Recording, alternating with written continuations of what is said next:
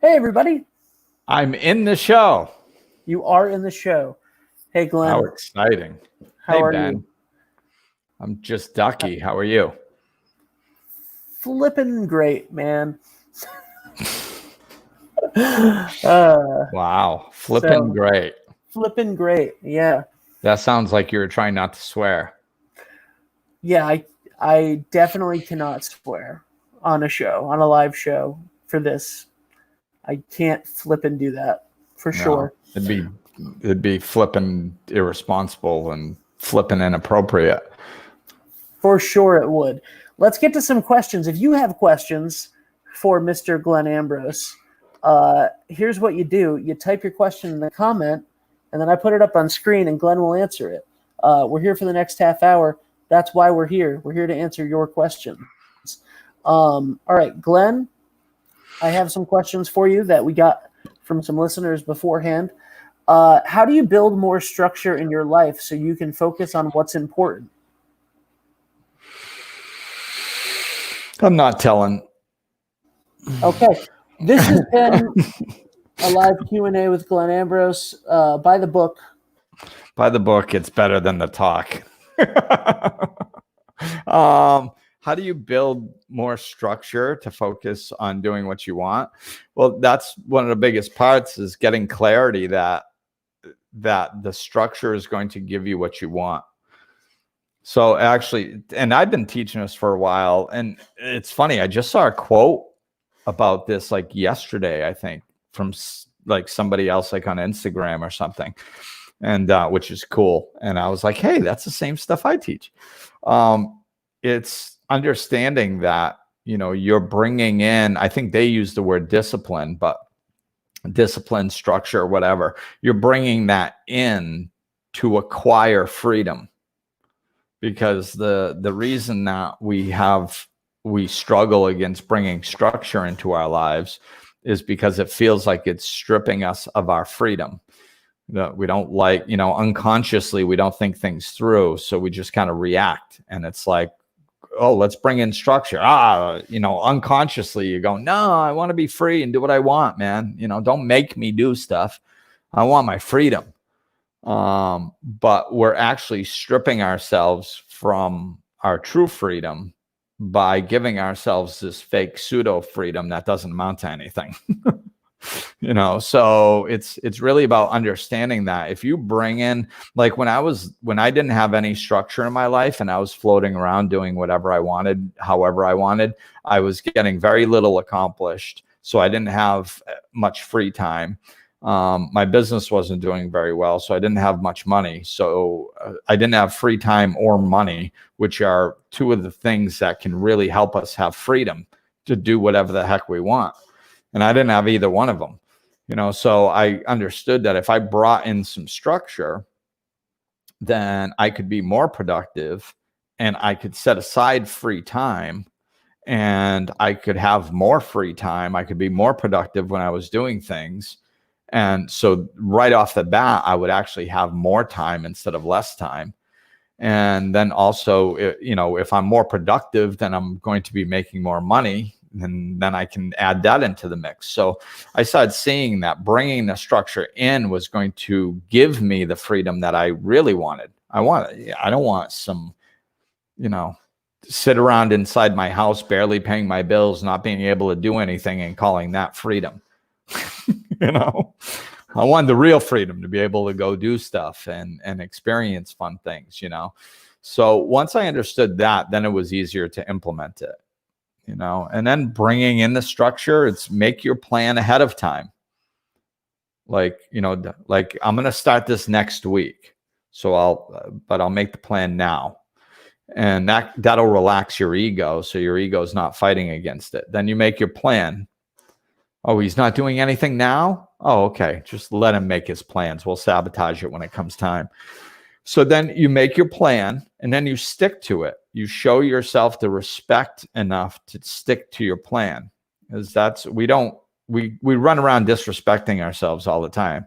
We say, I'm going to do this, and then we don't do it. That's disrespectful. We wouldn't do it to a doctor's appointment or a friend, but we do it to ourselves all the time. So understand that you're treating yourself, you need to treat yourself with respect and self-love if you expect to have it, and view it as that. I made a promise to myself to do this. I'm going to do it. Period. No excuses, and then setting up a time frame is another good thing to do. Say, I'm going to implement this for 2 weeks. I don't care how stupid it is, how much my ego tells me I made a mistake developing this plan, whatever. I'm doing it for at least 2 weeks, and then I'll reassess it at the end of those 2 weeks. And then stick to that. And if an emergency comes up, don't cancel, reschedule. There's no such thing as cancellations. There's only rescheduling. So yeah, that's the snapshots to about 3 different podcasts. We have a question on a specific podcast also for later. How can we continue to stay passionate about something even when it becomes hard? That's when we actually find out if we're passionate about it. It's easy to do stuff when it's easy. There's this saying that I've heard many times throughout my life, and it says, when you're trying to figure out what you want to do with your life, take money out of the equation. So, what would I do if money wasn't an issue? And later on, at some point, I heard a similar question phrased differently. And they said, what would you do even if you knew you'd fail? What would you do anyway? And it's, because that's the stuff that you have passion for. And it kind of feeds into this question. It's like, well, what if it becomes hard? Well, if it's your passion, you would do it even if it is hard. Even if it fails, you would do it. And at that time, I hadn't started my life coaching business yet, but I was sponsoring people in AA. I was kind of life coaching unprofessionally. And I was like, oh, I'd be a life coach, even if I knew I'd fail. I'm literally failing at it right now. I'm like, I am life coaching people and not making any money at it. That's failure. So I'm still doing it, So, so that's one thing. I think the other aspect of this is, I believe it was phrased really well in this book. I can't remember the name of it, but it's got the F word in the title. This self-help book. It's kind of an interesting book. There's parts of it that are good. And he gave a good explanation of how to not get confused with your passion. He said his example was he wanted to be a rock star in high school, and he would imagine himself up on stage and just project it and envision it and he'd play, but there was always an excuse like, well, I'll finish school first and then I'll start a band, or I'll do this and then. And he just wasn't really committed to what it took to make that vision possible. But he thought it was his passion because he fell in love with the vision of being a rock star. And after a while, he ended up giving up on it. And then he realized, he said, like, I forgot what his passion turned out to be, but or maybe somebody was talking about the music thing, but he said that he noticed that the people who were actually following their passion all the way to it they weren't so much in love with the end result. They were in love with what it took to get there. So like the people who become rock stars, they don't have to talk themselves into practicing. They love practicing. They love playing the guitar. They don't have to talk themselves into starting a band. They want to be in a band. Like they don't have to talk themselves into, of course, sometimes you can get frustrated with things. Oh, I've been playing dive bars forever. Oh, this is a pain in the ass. Yeah, well, we all experience little frustrations along the way. It's not to say that it's free of them, but you do it anyway. You're in love with what it takes to get there. You're in love with the journey. and that's why I think if it's really your passion, I mean, you can't just stop when things get hard. I mean, because it's your source of joy. So, you don't.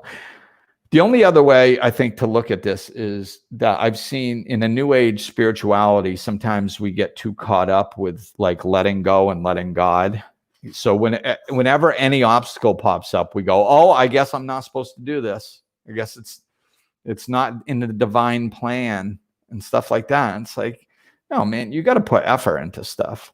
If you want something and you love it, then do it, period. Like if it gets difficult, then find another way. I've had plenty of times that were difficult in life coaching, but I never thought once to stop doing it. Why? Because when I was doing it, I was feeling energy flow through me. I enjoyed it. So if it's really your passion, you should really enjoy literally the act of doing whatever that passion is. Let that feed you. Stay focused on that. And the hurdles are just hurdles. They're just, as soon as you see a hurdle, just start looking left, right, and over. I mean, how do I get around it? Who cares about the hurdle? The longer you're staring at the hurdle, the less time you are trying to figure out how to get around it, Yeah, absolutely. So there.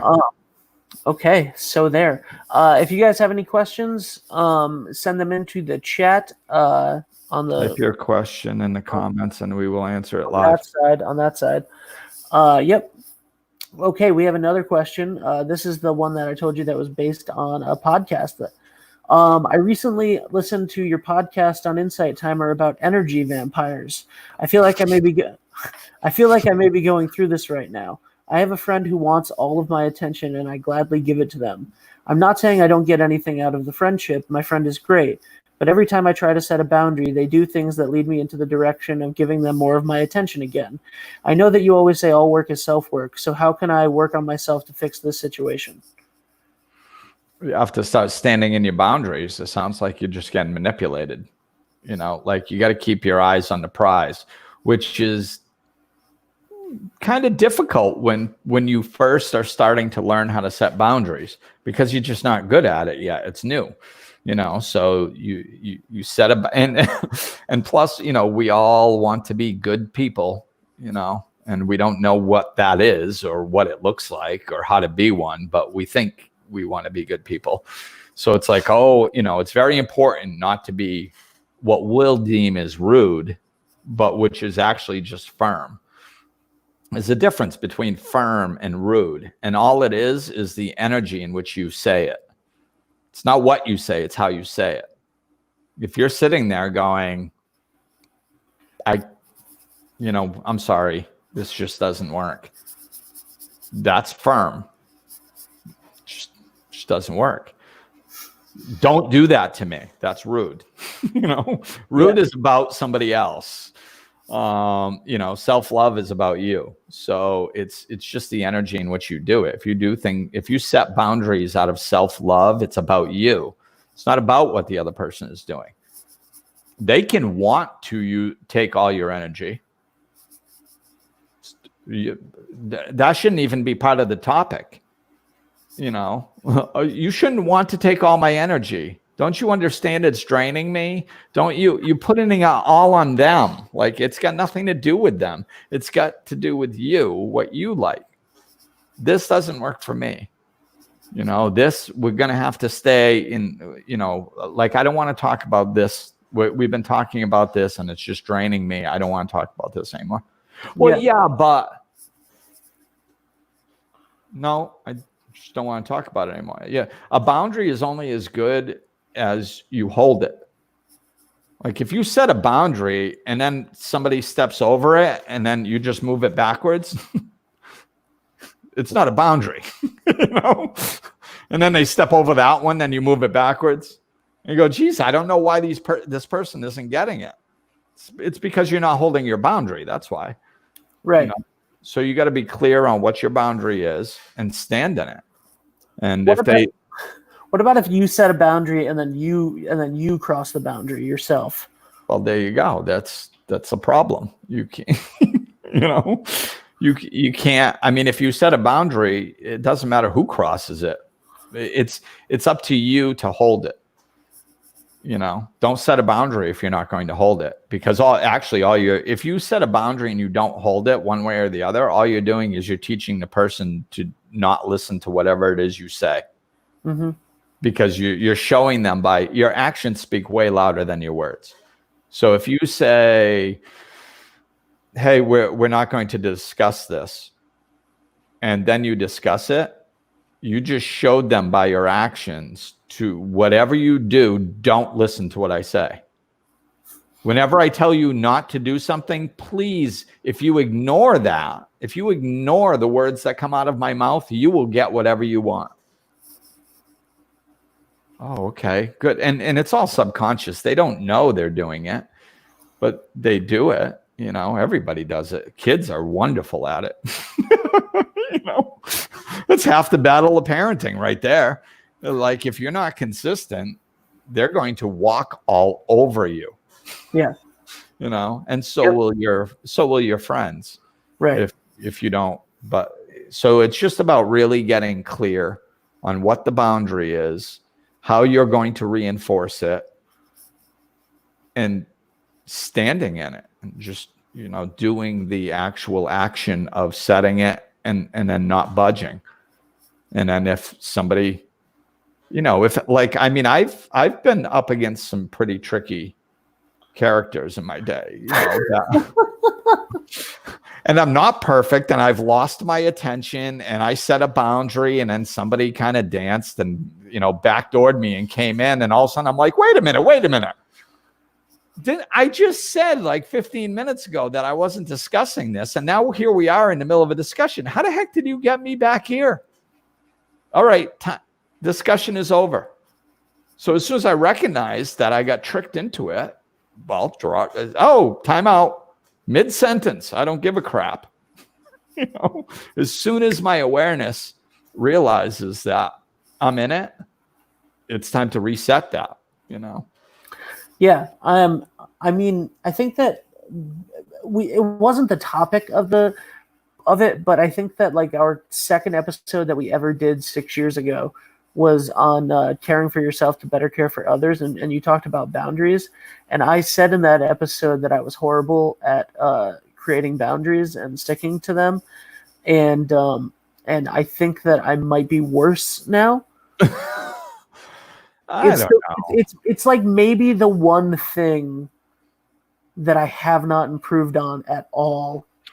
I don't think that's true. I think you have improved in it in some ways. You've just improved in it in the easier ways.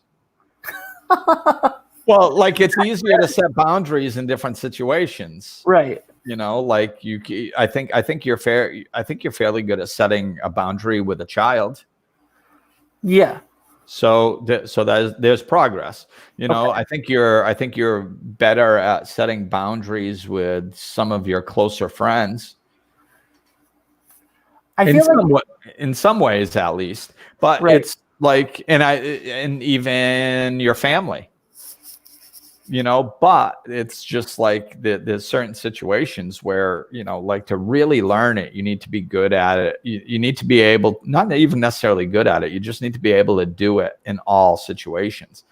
And it's, there's always certain situations that are harder than others. For me, it was Mateo. I'm a boundary setting fool. I will set boundaries with anyone, and I love it. Yes, you will. Yeah.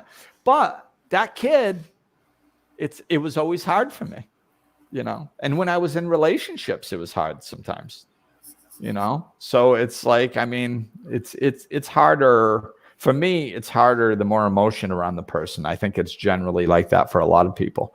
And then sometimes it's just dynamics. Sometimes it's, you can do it with anybody except people in authority are really hard for you, or kind people we perceive as kind. Sometimes it's difficult to set boundaries with them sometimes. So it's different for everybody. We just have to when we put the effort in, we'll get the results. Right. We have another question from a listener that said, you know who this person is. So I'm going to clarify what she means on it afterwards, Glenn. She said, I have a question. What are Glenn's thoughts on the meaning of life? I know that he did a podcast about it, but man, things feel harder this year. Yeah. Well, I think we're being, everybody looks around at the world, and I don't know. All right. I'm going to say it anyway. I think anybody with half of a brain could look around at the world and see that it was messed up before this pandemic started. I mean, it doesn't take a rocket science to see that, we have some serious problems. Hey, Sarah, we have some serious problems in this world, and they are not, and they're manageable, and we are not managing them. I mean, just poverty for one. I mean, you're telling me that we can't figure out how to pipe in water and make a freaking garden in some sand on the other side of the world? Come on. Like, seriously, of course we can. We can solve all kinds of things that we don't solve. And it's because our consciousness is off. We are not looking at things the right way. And I think that this is, what this whole pandemic is pushing us towards. So when we have problems in the world, everybody wants to look for the solutions. But, and say, oh, we need to fix it. We need to fix it. Yeah, of course we need to fix it. But that's not what it's going to look like. Like when was the last time you saw things messed up and then all of a sudden everybody just went, hey, let's fix everything. And then they just did. Like, when was the last time, like, you were like, you knew somebody that had a stable job. Their relationship was okay. Their kids weren't giant pains in the asses, and their mortgage at least got paid. And they went, you know what? I'm changing everything.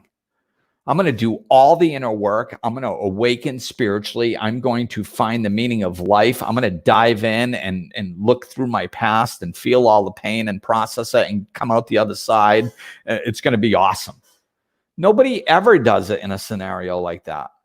And the reality of our world is that it has been working in some dysfunctional way to some degree for a lot of people. That's why we haven't changed yet. In other words, we haven't suffered enough to really go, holy crap, we need to change. So when things are getting worse, it's our contrast increasing, so we can see how bad it is, so we can actually be pushed towards change. We don't need to suffer to change.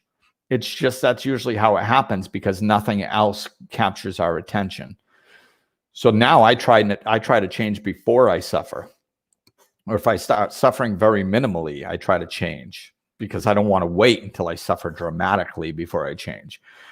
And we can all do that. We can change whenever we want. The problem is we don't usually do it. Most people don't change on an individual level, and most people and society sure as heck don't change on a collective level until they have to, until it gets bad enough where they have to.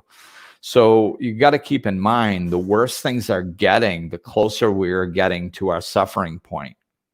The closer we are getting to, when I first started working with people, I had to learn to reel back my enthusiasm a little bit, because people would start telling me how horrible their life was, and I'd be like getting so excited for them. I'd be like, yes, oh my God, your wife left, that's awesome. And they're like, what is wrong with you? Because what I was seeing from my perspective was like, oh my God, you must be so close to finding your true happiness now, because your suffering is immense. This is wonderful. You must be right there. You must be right ready for your change. So I had to learn to reel that in a little bit, because people think you're whacked. But on a collective level, it's the same thing. Like the worse things get, the more we need to understand that they're going to get worse before they get better. because most people aren't on board with change yet. When most people are on board with change, then it'll stop getting worse, you know, and we'll start actually getting better. In the meantime, all we can do is stay focused on the smaller percentage that are getting it, that are changing, and feed our energy into that. Stop putting the energy going, oh my God, it looks really bad. Oh my God, this is really horrible. Oh, look at how bad it is. Oh, did you watch the news today? Oh, there's more fires. Oh my God, this is horrible. Did you hear there was a spike of the freaking virus somewhere? Oh, this is horrible. And we're putting all our energy and all our attention on something that already has the majority of the attention that we don't want. We're putting energy towards what we don't want. So turn around, stop putting energy towards what you do want. There are people on this planet that are growing, that are expanding, that are working towards solutions. There are people on this planet that this pandemic has been one of the best things that's happened in their life. And it's helped them turn around and help them see what they were doing wrong. So they started doing more things right. There's tons of that going on. Put your energy and attention on that. Put your energy and attention on anything good. So that will expand and we'll have more of that. And behind you, all the crap is going to start shrinking, you know? So really just put your attention on the good and starve the bad. You don't have to fight the bad. Starve it. Starve it with the, you know, just don't give it any energy. All right. And breathe. We have one last question. And it is, I just started a new relationship, but I don't feel like I'm fully over my last relationship. I may have jumped in too soon to the situation. The new guy is great. I just feel like maybe I'm not over the last one yet, even though I should be, and he was terrible. Advice? Oh, this is a doozy. Yeah, start working on yourself. You have 2 minutes. I'm kidding. Start working on yourself, because I mean, one, if you're in a bad relationship with somebody that was a bad person, then there's some work you need to do on yourself, because you obviously don't love yourself enough. Then if you get out of that and jump into another one, that's probably the wrong move, because you didn't take any time to work on yourself. Then if the new guy is good, well, so you think now, time will tell. You know, because the what's good radar is obviously off. You know, I mean, if everybody's good the first date, I mean, you know, unless they whip a fork at you across the dinner table, they're probably a decent person the first date. You know, most people put on their, you know, try to at least present themselves well in the beginning.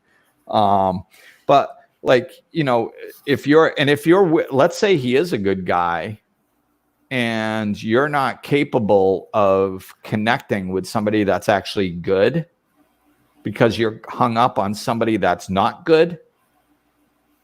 Self-love, self-love, self-love, self-love, self-love, you know, like all arrows point to lack of self-love and focusing on yourself and doing some work. We're always trying to, you know, relationships are no different than anything else in life. We're always trying to, well, if I get the right person, then I'll be happy. If I get the right job, then I'll be happy. If I can afford that house, then I'll be happy. It's all external, external, external.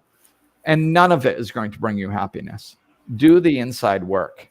Stop thinking that you need something outside of you to make yourself happy, because the dynamic of that relationship is inherently needy, because you need something from that person. That's the definition of needy. So like if you do some work on yourself and you find happiness within you, the joy within you, and then you meet somebody and you can share that happiness with them, that's a healthy relationship.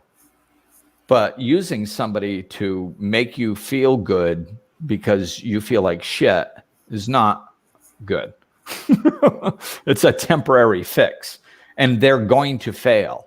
Nobody else can fulfill us. Nobody can. You know, Yeah. I love my son more than anything.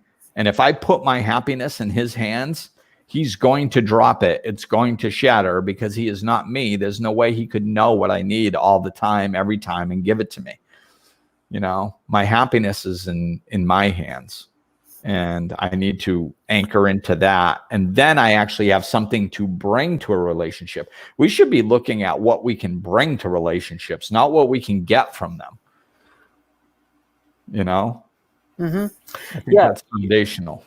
You're not a puzzle with a missing piece, and someone else is that piece. That there is no missing piece. No, Jerry Maguire destroyed half the world. You know, you complete me. Everybody went, oh, that sounds so romantic because I don't have to work on myself. I just have to go out and find my missing piece that completes me. That's the problem.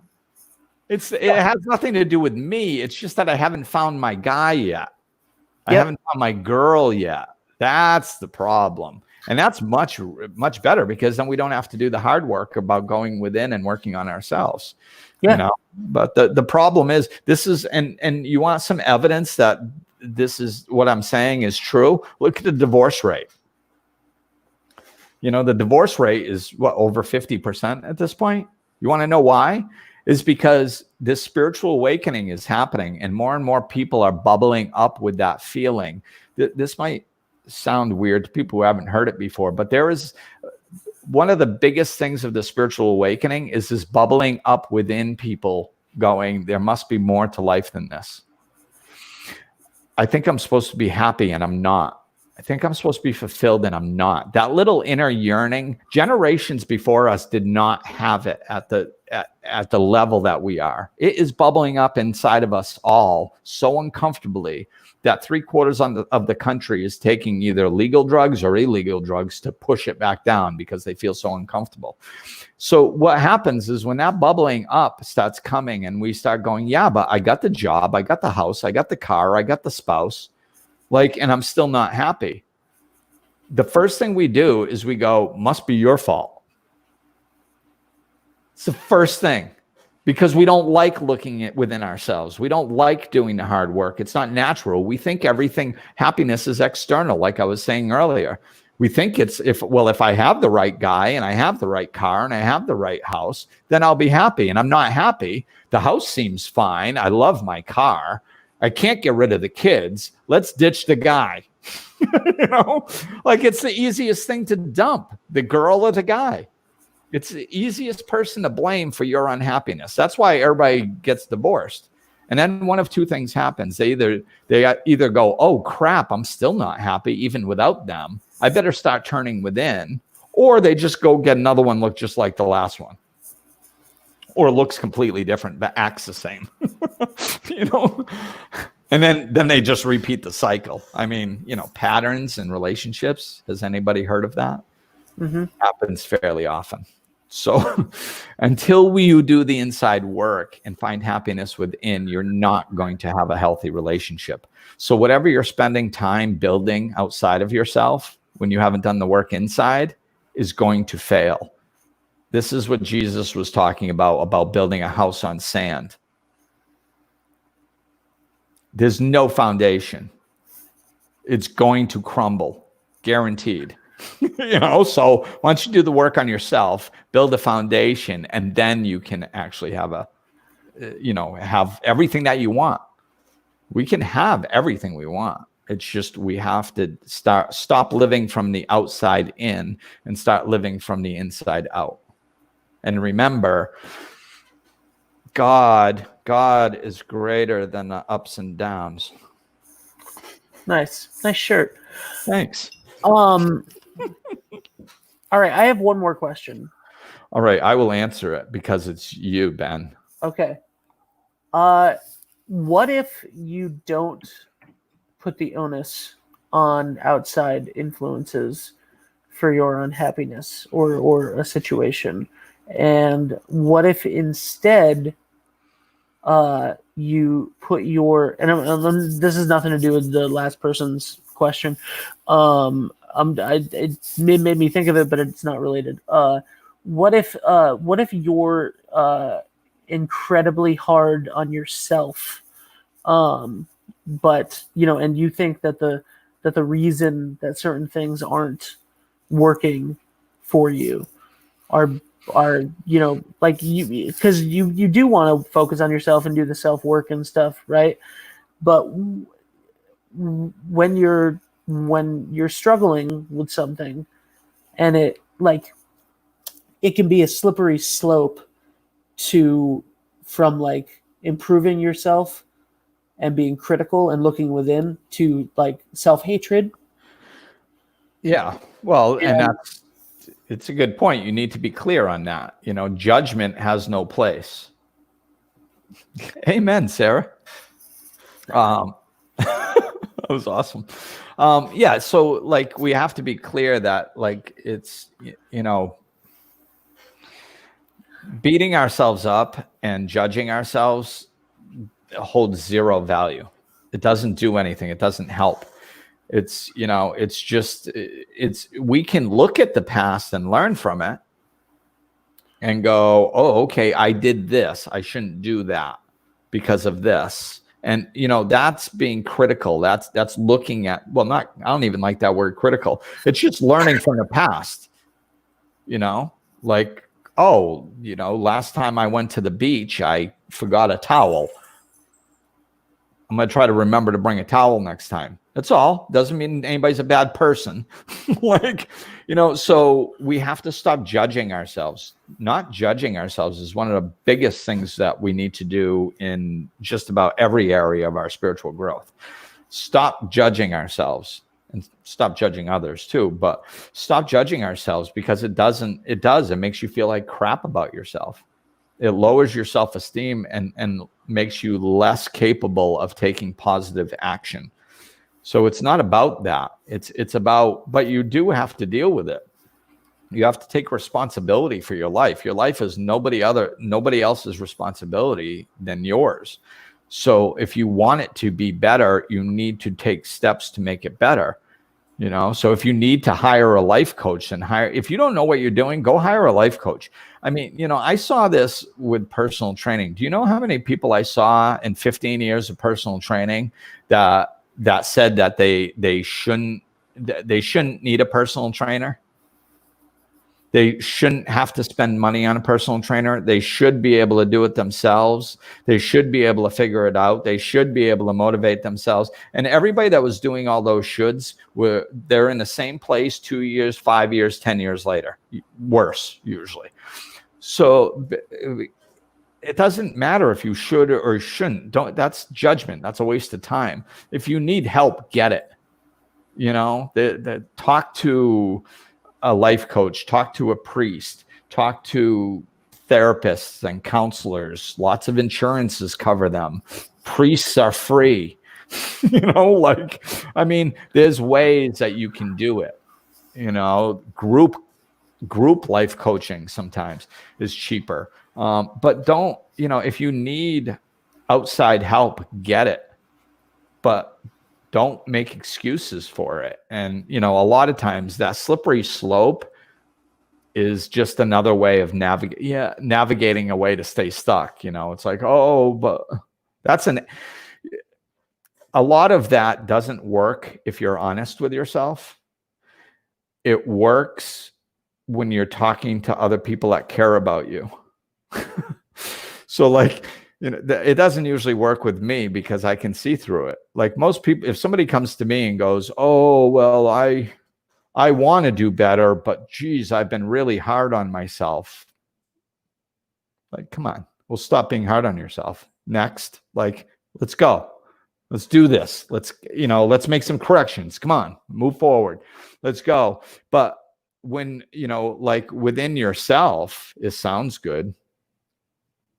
When you're talking to somebody else that cares you, oh, I've been really trying hard. And they go, oh, I know you have. It's not easy being you. People love to reinforce victimhood. You're not a victim of your life. So this is one of the most important things that I found. This was like one of the first things that I realized spiritually. I was being shown in recovery that everything was my fault. and that stung. But I was so beaten down that I was like, bring it. Like, whatever. I had completely accepted what a loser I was. So, really you couldn't hurt my feelings at that point. So I was like, but they were going like, okay, everything's your fault.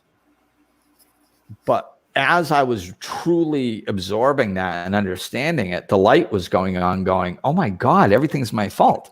So like I screwed up everything. This is wonderful, because if I screwed it up from what I was doing, then if I just do different stuff, it'll go differently.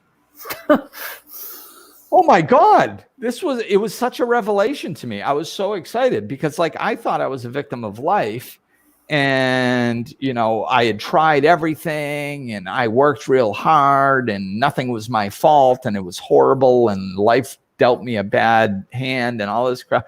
And that's real tough because it's not your fault. You can't change anything. Once you understand that everything's your fault, look at the other side of the coin. Everything's yin and yang in this world. Yes, everything's your fault.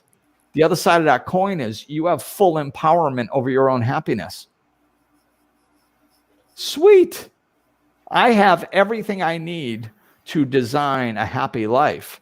Now that I know this, now that I see things differently, I can do it. So that's what you need to stay focused on. Not what you don't have or what you did screw up. Who gives a crap? When you know better, you do better. It's not worth judging over it. It's just, where am I at now?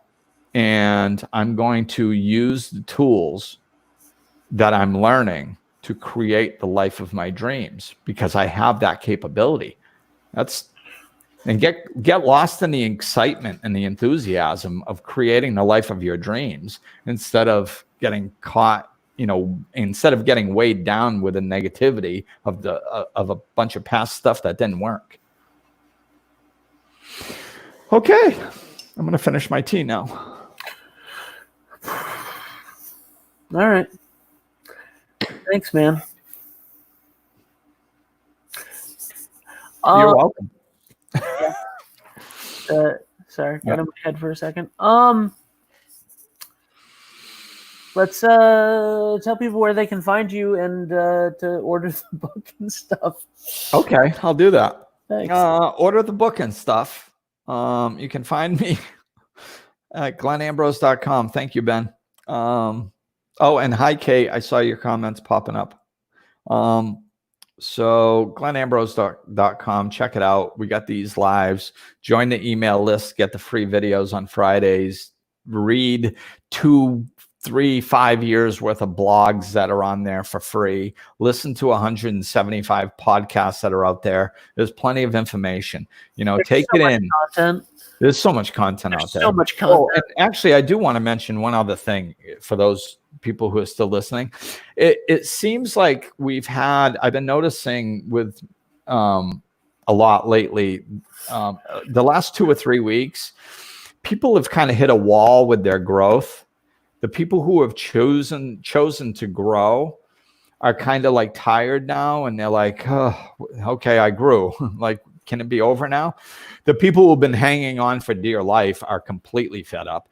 So like there's a lot of frustration going on right now. And I noticed this starting about 3 weeks ago and picking up about 2 weeks ago. And, as soon as I noticed it, I was like, okay, what do I do?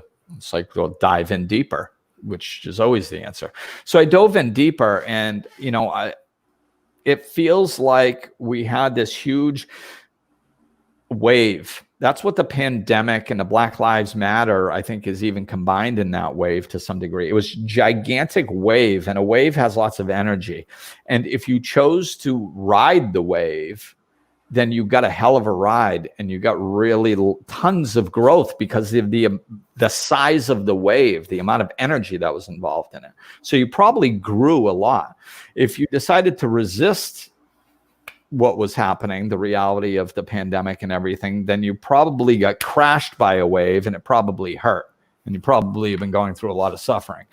So now it feels like there's just this, like, it's like an aftershock in earthquakes. You know, there's an aftershock. There's another wave. It's not as big as the first one. That one was gigantic. But there's another wave coming, and the universe is really trying to stretch us. We're at the end of our comfort zone as far as growth. And for this shift to happen on the planet, we really need to stretch further than we think we can. And I think we all feel like we're at the end of our growth point right now. And the universe is going, no, you got more in you. The universe knows better than we do. So it's pushing us to that last 10%. We got to get a little more growth out of you guys. Come on, stay with me. A little more growth. And that's what's happening right now. So if you're feeling frustrated, I understand, but don't give in to the frustration. Double down on your spirituality, double down on riding the wave instead of resisting the reality of it. And you're going to get that last 10% of growth, you know?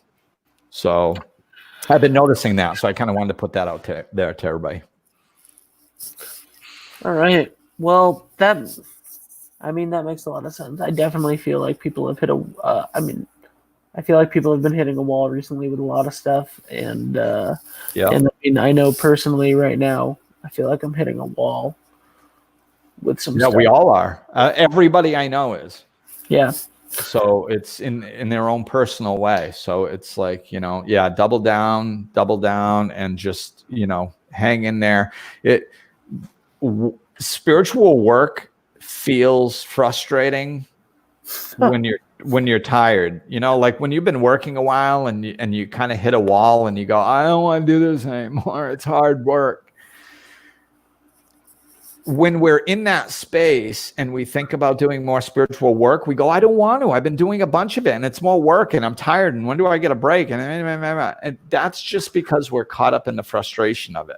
When we're doing the spiritual work, it doesn't feel like work. It's fun. It's joyful. It's exciting. It's like, oh, I love doing this stuff. I do this and then I get these great results. This is so cool. I love that. That's what it feels like when we're doing it. So don't believe your brain when it's going, I don't want to do work. I'm always working. It's hard. That just means you're caught up in the frustration of it. Let go of the frustration, let go of the resistance, and open to doing the work, even though you don't feel like it. You'll fall back into that wave of excitement and joy, the joy of actually doing the work. Yeah. So now I'm really going to finish my tea. It's a long road sometimes. Yeah. When you have a lot of work to do, it's a long, frustrating road sometimes. So. It sometimes is. And it's, as long as it's like everything, it's where we put our attention.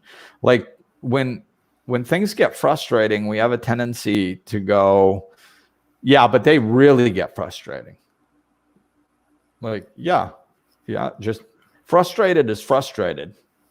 It's not like there's 13 different versions of frustration. You're either frustrated. It's like being a little pregnant. You're either frustrated or you're not, So like do we get frustrated? Yes, absolutely. Do we have the right to get frustrated? Yeah, I guess sometimes stuff is tough, but it's just when we're frustrated, what are we going to do? Are we going to reinforce the fact that we should be frustrated? Are we going to go over and over and over all the things that went wrong to get us frustrated? Are we going to prove to everybody that we should be frustrated? Or are we going to let go of the frustration and go, okay, I need to put energy towards a different energy, something more positive, because that's our two choices. We have freedom of choice. So if we stay focused on how much right we have to be frustrated, we're just going to be more frustrated. We're going to anchor into it more. If we focus on getting out of just forgetting the frustration and finding ways to better our life, then our life's going to get better. Well, this has helped a lot. I definitely would say that frustrated is where I'm at the moment with myself, mostly. So. Well, and I get that it's easier said than done. I try to say this as often as I do because I talk so matter-of-factly. People think that like because I didn't say it's tough, that means I don't think it is. I know you don't think that, because I say this all the time. I get it. I know it's hard. I experience it too. People think I'm a life coach and I just, have sunshine shooting on my ass 24/7. That's not my life. It's, I get frustrated too. And it's just as hard for me as it is for other people.